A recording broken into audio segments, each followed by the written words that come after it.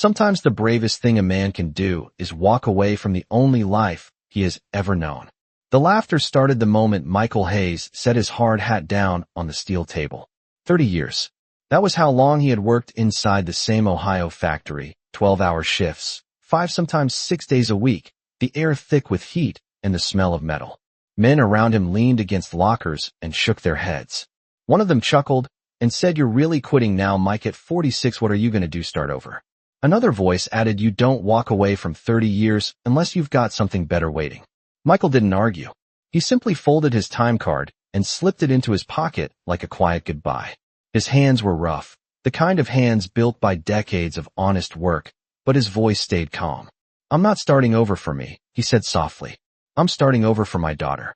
Outside the factory gates, the late afternoon sun felt different, almost unfamiliar, like the world had suddenly grown wider. 10-year-old Emma Hayes sat in the passenger seat of his old rust-colored pickup truck, her sneakers swinging above the dusty floor mat. She looked up at him with bright, curious eyes and asked if this meant they were really leaving town. Michael smiled in the quiet way fathers do when they are trying to be strong. "Yeah, kiddo," he said, "we're heading somewhere new." 3 days later, the highway stretched across miles of Nebraska farmland, endless golden fields rolling under a pale blue sky. Michael gripped the steering wheel as the pickup rattled along the 2-lane road, the engine coughing like it had something to complain about. They had driven almost 800 miles chasing the idea of a quieter life, a place where a man could breathe and a little girl could grow up around open land instead of factory smoke. Emma leaned her head against the window, watching windmills spin slowly in the distance. "Daddy," she whispered, "it's really big out here." Michael nodded. Sometimes big places are where small miracles happen. But just as he said it, the truck gave one final shudder and rolled to a stop beside a long gravel driveway marked by a wooden sign that read Brooks Ranch. Dust drifted across the road. As silence settled around them, Michael stepped out and lifted the hood, staring at an engine that clearly had no interest in going any farther. 800 miles from home, and the truck had chosen this exact moment to give up. Then he heard boots crunching softly over gravel. A woman stood at the edge of the driveway wearing worn denim and a weathered ranch jacket, a coil of rope slung over her shoulder like she had been working all morning. She studied the broken pickup, then glanced at Michael with calm, steady eyes. "Trouble with the truck?" she asked. Michael wiped his hands on a rag and gave a tired half-smile. "Looks like it finally decided to retire before I did." The woman tilted her head slightly, almost amused. "Well," she said, "if you know how to fix fences and don't mind a little honest work, I might have something better than a tow truck waiting down that road." Michael had no idea that the quiet woman standing in front of him wasn't just another ranch worker trying to get through the day. And he definitely didn't know that the gravel road behind her led to 20,000 acres of land that she owned. But in that moment, all he saw was a chance to keep moving forward. And sometimes that's all a man needs to change his entire life. Michael Hayes looked down at the silent engine for a long moment before closing the hood slowly as the wide Nebraska wind rolled across the fields like a quiet reminder that life rarely waits for perfect plans. Emma climbed out of the truck and stood beside him, squinting at the endless rows of grass stretching toward the horizon. "Daddy," she asked softly, "is the truck broken forever?" Michael let out a small breath and rubbed the back of his neck. "It might be resting for a while, kiddo," he said, "but that does not mean we are stuck." The woman with the rope over her shoulder stepped closer, her boots crunching lightly over the gravel road. She studied the old pickup, the faded paint, the boxes tied down in the truck bed, and then the little girl standing beside it. "You two driving through or running from something?" she asked. Michael smiled faintly. "Neither," he said, "just looking for somewhere new." The woman nodded, as if that answer made perfect sense. "Out here, people do not ask many questions," she replied. "They just see if a man is willing to work." Emma tilted her head, looking past the woman toward the long dirt road that disappeared between tall oak trees. "Does that road go to your farm?" she asked. The woman followed her gaze and gave a small smile. "Something like that," she said. Michael wiped his hands on a rag and glanced toward the road. "As well, I could probably fix a fence better than I can fix that engine right now," he admitted. The woman laughed quietly, not mocking, but warm. "Well, that is good, because fences break every week around here," she said. "My name is Evelyn Brooks." Michael extended his hand. "Michael Hayes, and this is my daughter, Emma." Emma waved politely, and Evelyn crouched slightly to meet her, I level you ever ridden a horse? Emma shook her head slowly. Not a real one. Evelyn straightened and looked back at Michael. The wind pushed gently across the open land, carrying the smell of fresh hay and warm soil. There is a small bunkhouse down the road, she said. If you are willing to work a few days fixing fences and helping with repairs, you can stay there until you figure out what comes next. Michael glanced at Emma, who was already staring down the long road with quiet excitement. Sometimes life offers choices in the strangest places, and the right decision rarely comes with guarantees. He nodded slowly. That sounds fair, he said. Evelyn turned and began walking toward the gravel road leading deeper into the ranch. Follow me, she said. The road stretched nearly half a mile through fields dotted with cattle and wooden barns weathered by decades of sun. Emma sat back in the truck, smiling at the view. As Michael slowly rolled the pickup behind Evelyn's small utility vehicle, she pointed toward a wide pasture where horses grazed peacefully. Daddy, look at them, she whispered. Michael watched the open land unfold in front of him, and for the first time since leaving the factory, he felt something unfamiliar settling in his chest. It was not certainty, and it was not security. It was something quieter, something called possibility, and somewhere ahead, beyond the trees and barns and fences that needed fixing, the next chapter of their lives was already beginning to take shape. Morning on the ranch arrived quietly, the way wide country mornings often do, with pale sunlight stretching across the fields and a cool breeze rolling through the tall grass like the land itself was waking up slowly. Michael Hayes stepped out of the small bunkhouse just after 6 in the morning, rubbing sleep from his eyes, while the smell of fresh hay drifted through the air. Emma followed behind him, still wearing an oversized flannel shirt that almost reached her knees. She looked out across the pasture with wide eyes. Daddy, it feels like the whole world is out here, she whispered. Michael glanced across the open land and nodded. It kind of is, kiddo, he said. In the distance, he could see Evelyn Brooks already working near a long wooden fence line, her truck parked beside a stack of new fence posts. She moved with calm confidence, lifting tools and measuring the broken sections like someone who had done the work many times before. Michael grabbed the toolbox from the back of his pickup and walked toward her. Emma skipped along beside him until they reached the fence. Evelyn looked up and gave a small nod. Morning, Michael, he replied. Morning. What needs fixing? Evelyn pointed toward a section where the fence leaned slightly inward. The last windstorm pushed that line about 3 inches off center, she said. If the cattle lean against it again, the whole stretch might collapse. Michael studied the posts carefully, running his hand across the wood. You are right, he said. Give me a few hours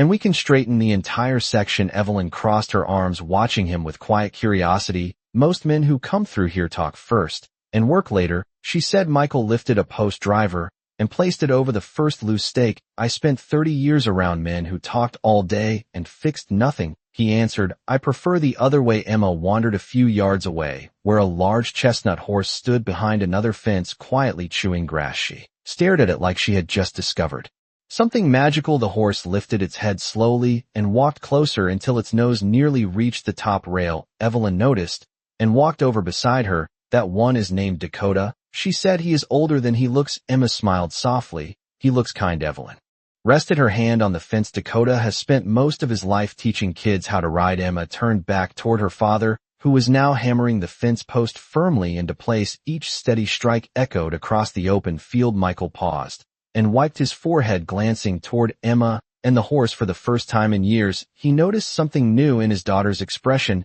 It was not worry, and it was not the quiet sadness she sometimes carried since losing her mother. It was curiosity and something brighter, hope. Meanwhile, Evelyn watched Michael working along the fence line, adjusting boards, tightening wire, and reinforcing the frame with careful precision. After a while, she stepped closer. You work like someone who has done this his whole life. Michael shook his head slightly. Not fences, he said, just problems that needed fixing. Evelyn looked across the ranch as the sunlight climbed higher above the fields. Most people who pass through here are only looking for a paycheck, she said quietly, but you seem to be looking for something else. Michael set the hammer down and leaned against the fence rail, thinking for a moment before answering. Maybe I am, he admitted, because sometimes when a man leaves the only life he has known, he is not just looking for work, he is looking for a place where he finally belongs. The afternoon sun drifted slowly across the Nebraska sky as the repaired fence line stretched nearly 100 yards along the pasture, and Michael Hayes stepped back too.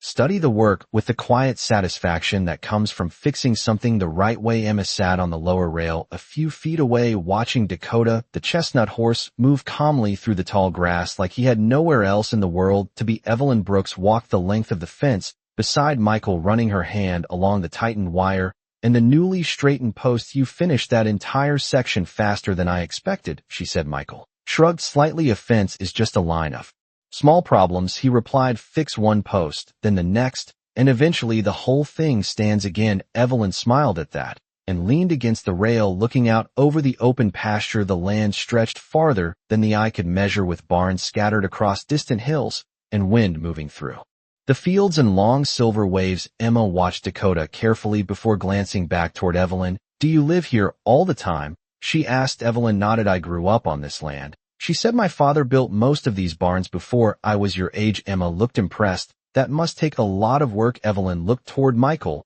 who was now tightening the last piece of wire. Work is easy when you care about the place you are working for, she said. Michael secured the final clamp and set his tools down, then walked a few steps along the fence, inspecting each post again with careful attention. 30 years inside a factory had taught him something simple about life. The small details are what keep everything standing. Evelyn noticed the way he checked every corner twice. You do not rush, she said. Michael shook his head slowly. Rushing usually means doing the same job twice, he answered. Emma slid off the fence rail and walked closer to Dakota, who lowered his head gently over the top board. The horse sniffed her sleeve before nudging her shoulder softly. Evelyn watched the moment and smiled. Dakota does that when he decides someone is trustworthy. Emma giggled quietly and stroked the horse's nose. Michael noticed something else, then something he had not expected since leaving Ohio. His daughter looked lighter, like the wide sky above them had lifted something heavy from her shoulders. Evelyn stepped closer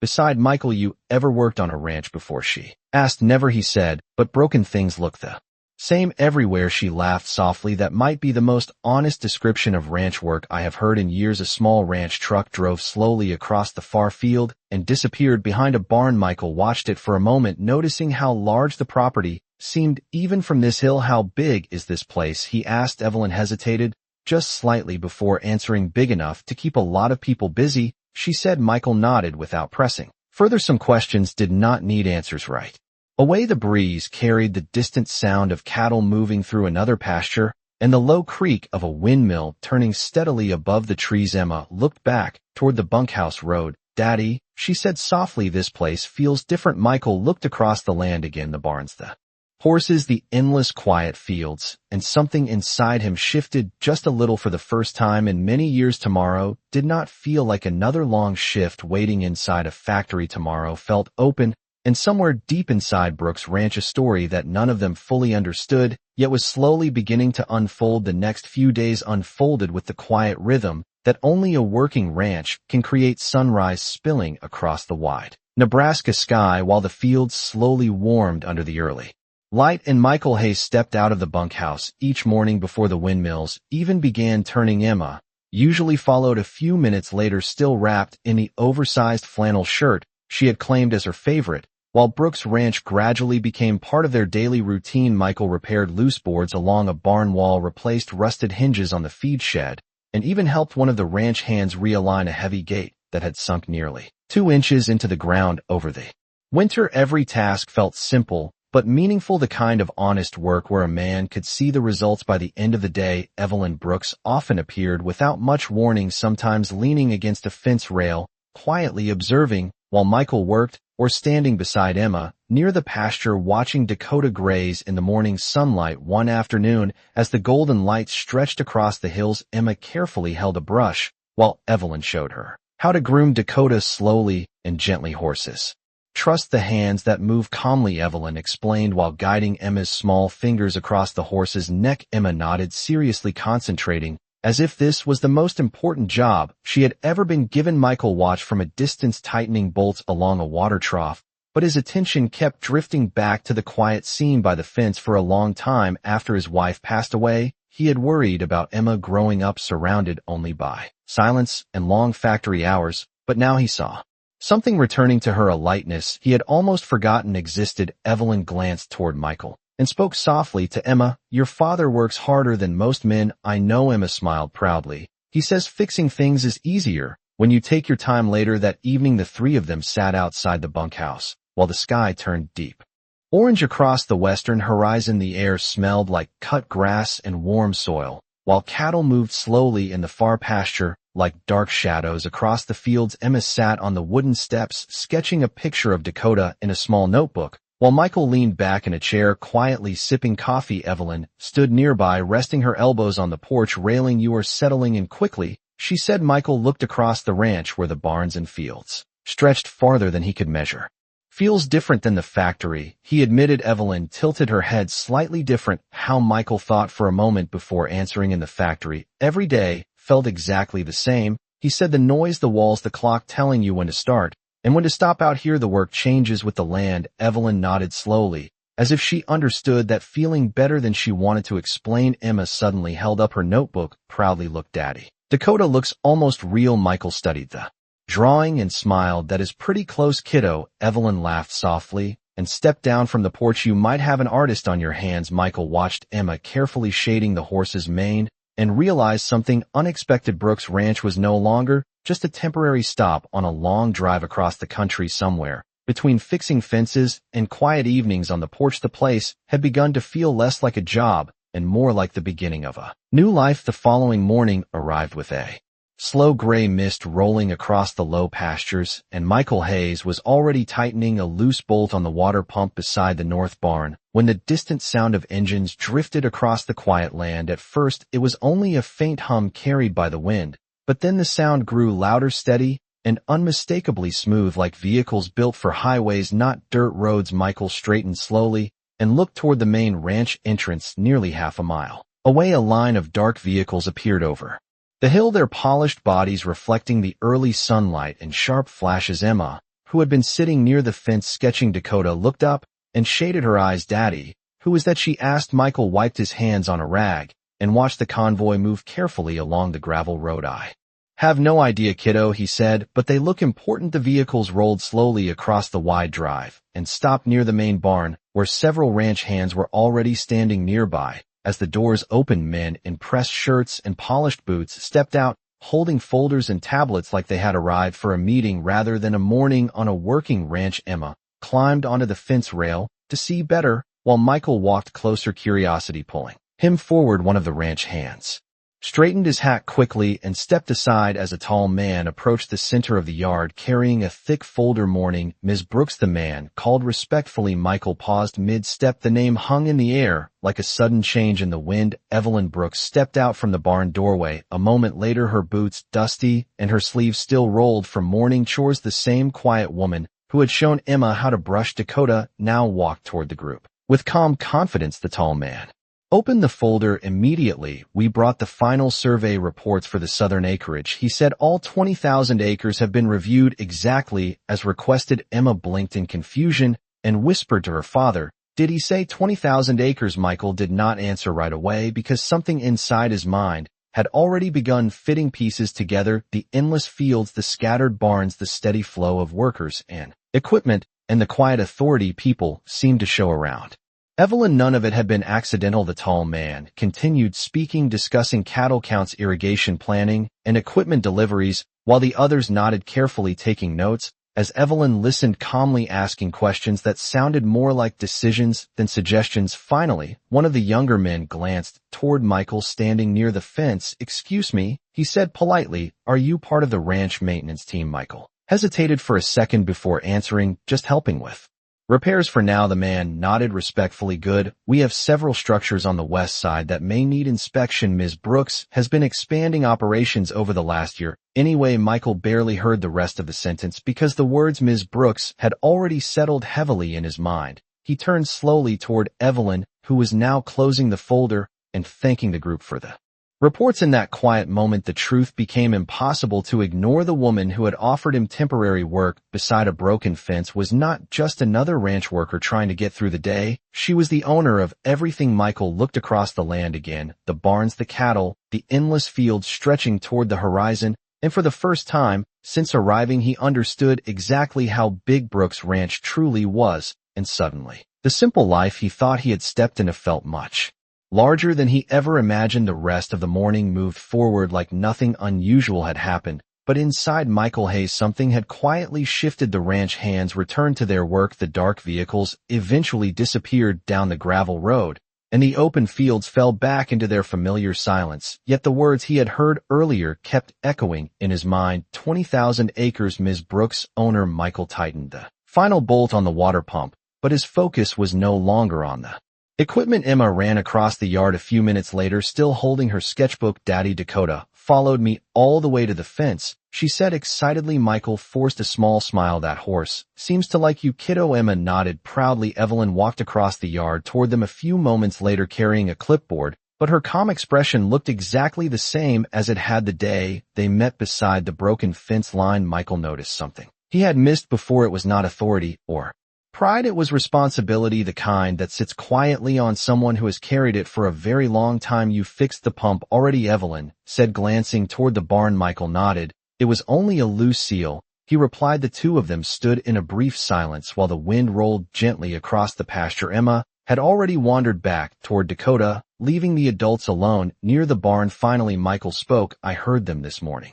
Evelyn did not ask what he meant. She simply rested the clipboard against the barn door. I figured you would eventually, he said slowly, looking out across the endless land. You own all of this. Evelyn followed his gaze across the fields, the barns, the cattle grazing quietly under the open sky. My family built most of it over the last 50 years, she said. Michael let out a slow breath. I thought you were just another ranch worker when we met. Evelyn smiled faintly. That is usually easier. Michael studied her expression, trying to understand something that had not made sense before. Why did you not say anything? He asked. Evelyn leaned lightly against the barn wall. Because most people stop seeing the person the moment they hear the numbers, she answered. Michael looked down at the dust on his boots and thought about the first day they met beside the broken fence. He remembered the rope over her shoulder, the quiet way she offered work, and the simple honesty of the moment. I never would have cared about the numbers, he said. Evelyn tilted her head slightly. Maybe not, she said, but I have learned it is better to find that out slowly. Emma suddenly ran back across the yard. Dakota walked behind her lazily, like a giant shadow, following a small guide. Daddy, look, she said, pointing at the horse. Michael smiled again, but his thoughts were still turning beneath the surface. Something about the ranch suddenly felt different. Not the land, not the work, but the distance between the life he had come from and the life standing quietly in front of him. That evening, as the sun dipped low behind the barns, Michael sat alone on the porch of the bunkhouse, watching the long shadows stretch across the fields. Brooks Ranch had once looked like a simple opportunity, a place to fix fences and catch his breath after 30 years inside a factory.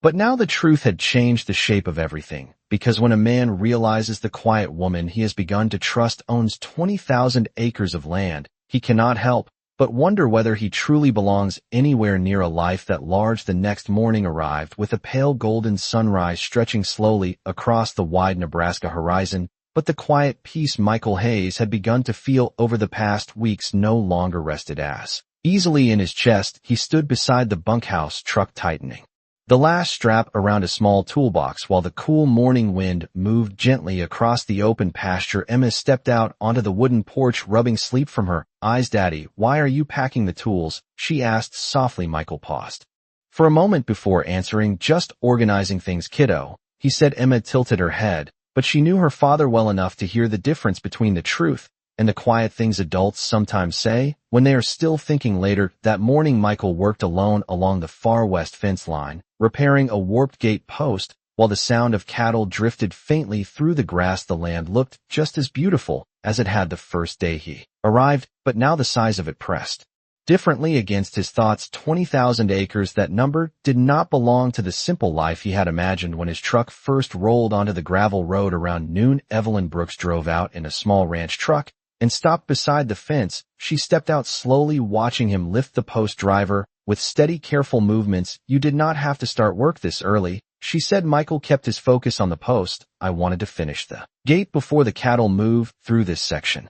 Again, Evelyn studied him quietly for a moment before speaking. You have been distant since yesterday, she said. Michael finally set the tool down and looked out across the pasture. Instead of toward her, it is a big place, he said. Evelyn followed his gaze. It has been my whole life, Michael nodded slowly. That is exactly what I mean. He hesitated, searching for the right words. When I first came here, I thought this was just another ranch, he explained. I figured you were another hard-working ranch hand like everyone else. Evelyn crossed her arms lightly, and now Michael rubbed the back of his neck. Now I realize I stepped into something a lot bigger than I expected. Emma rode slowly toward them on Dakota. Just then the horse walking gently along the fence as she held the reins carefully. Look, Daddy, Dakota listens to me, she said proudly. Michael smiled at her, but the weight in his mind did not disappear. Evelyn watched the moment between father and daughter and spoke quietly. Michael, you belong here if you wanna. Michael looked down at the dirt beneath his boots. I spent 30 years in a steel factory, he said slowly. I know how to fix machines, I know how to repair broken boards, but people like you usually have managers and business partners, not men who arrived with a broken truck. Evelyn stepped closer, resting her hand on the top rail of the fence. You think this place runs on money? She asked. Michael did not answer right away. Evelyn looked across the land, the barns, the cattle, and the windmills turning steadily under the sky. This ranch runs on trust, she said softly, and trust is harder to find than land. Emma guided Dakota closer until the horse stopped beside them. Daddy, are we staying here? She asked. Michael looked at his daughter, then across the open pasture where the long road disappeared toward the hills, and he realized something simple. Sometimes the hardest decision in a man's life is not whether he can do the work, it is whether he believes he deserves the place that work might lead him to. The wind moved slowly across the wide Nebraska fields as the afternoon sun lowered toward the horizon, and Michael Hayes stood beside the west fence line watching Emma ride Dakota carefully along the pasture trail. The horse stepped gently through the tall grass while Emma held the reins with serious concentration, like the responsibility meant more to her than any toy she had ever owned. Evelyn Brooks stood quietly beside Michael, her hands resting on the wooden rail as the golden lights stretched across the barns and windmills. You have been thinking a lot today, she said. Michael nodded slowly. That is what happens when a man realizes he might have stepped into a life bigger than the one he came from. Evelyn watched Emma guiding the horse in a small circle near the cottonwood trees. Life is not measured by how big it looks from the outside, she said. It is measured by whether the people inside it choose to stay. Michael looked across the ranch again, the cattle moving slowly through the pasture, the repaired fences stretching across the hills, and the bunkhouse where he and Emma had begun rebuilding their routine. When I left Ohio, I thought I was just running from the factory, he said quietly. Evelyn tilted her head slightly. And now, Michael exhaled slowly. Now I think I was driving towards something instead. Emma rode back toward them, Dakota stopping calmly beside the fence. Daddy, look, he listens every time I guide him, she said proudly. Michael smiled at her.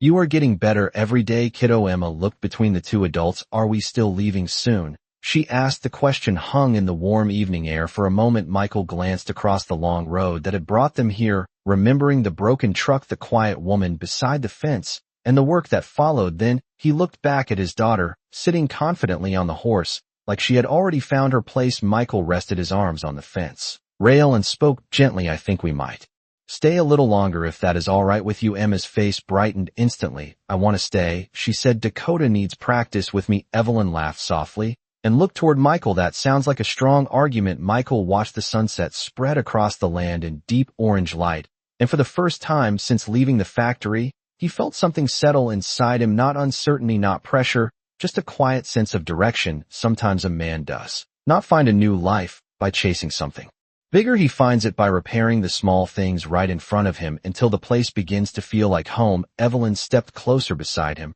and spoke softly. Brooks Ranch has always had plenty of land, but it has not always had enough people who care about it. Michael nodded slowly. Well, I have spent 30 years fixing things, he said. Maybe it is time I helped build something instead. The wind moved gently through the pasture as Emma guided Dakota along the fence. Again, the sound of her laughter carrying across the fields, and in that quiet moment beneath the wide Nebraska sky, Michael Hayes understood something simple. The road that brought him here was never meant to be temporary. It was the road that finally led him home.